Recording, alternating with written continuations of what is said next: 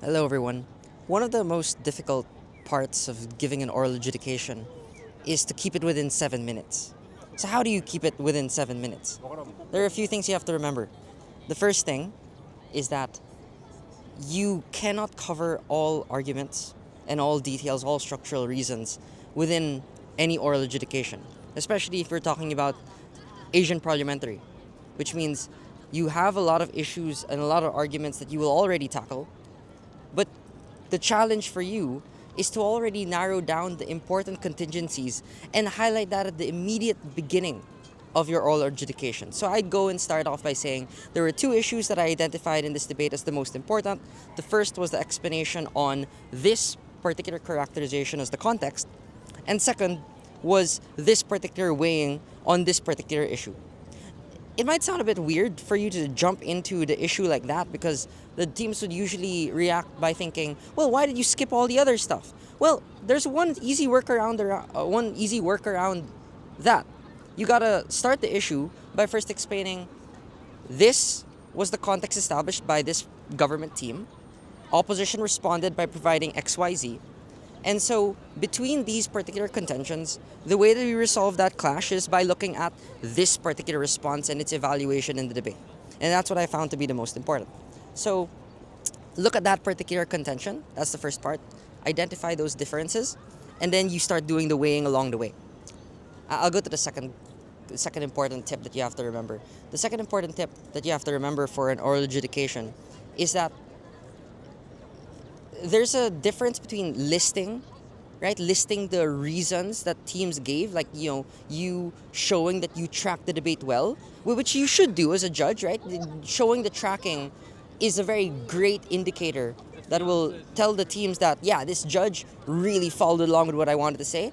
But the real important thing is they want to know that you're thinking, right? So you have to immediately shift gears between the spamming, reiterating of the oral adjudication, then go back into the point of now I'm going to identify this is what I evaluated to be a conclusion from this discussion. So at the end of this issue, what I believe is XYZ. Now I have to compare this against whatever the other side team said as well, and then you go and proceed to compare from there. So I hope that's quite clear.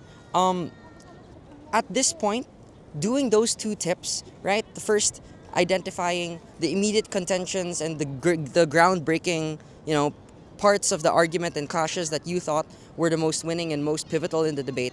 And second, actually shifting between the reiterating portion and the evaluation portion of your oral adjudication. That should already be more than enough. Like, I personally think that's already like 7 minutes for your oral adjudication, which is already what the minimum that you're asked for. And it actually is a very, very good sweet spot for a lot of people. So, yeah, those are the two most important tips. I'll give one bonus tip for those that want to, spice up their oral adjudication. After that you've, identified the clashes, after you've identified your evaluation, and then you've explained why a team certainly wins, you want to also explain the extent to which teams win or the extent to which you credit their claims in a debate. So how do you specifically do that, right? You have to be explicit. You have to say, I believe this characterization up until a point at which XYZ. And then you say why you believe it only up until a certain point. And then you explain that with respect to a certain response another team might have given.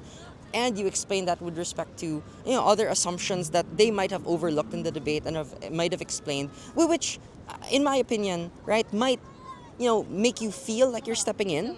But actually, if you're really judicious as a judge and trying to really think through every issue, then really that's not stepping in at all. It's just you, thinking through those contentions and really naturally evaluating whether or not it is a believable argument.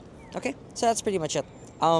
Good luck. Good luck to everyone in UADC this year. I hope that you have a great time. Hope that you enjoy, and always give back to the circuit and the community by giving good oral adjudications, and always do so in the spirit of improvement, in good fairness and good feedback. And never be worried about whether you're a bad judge or not. You're always going to be human, and you always got to work harder, right? Those are two things that are true.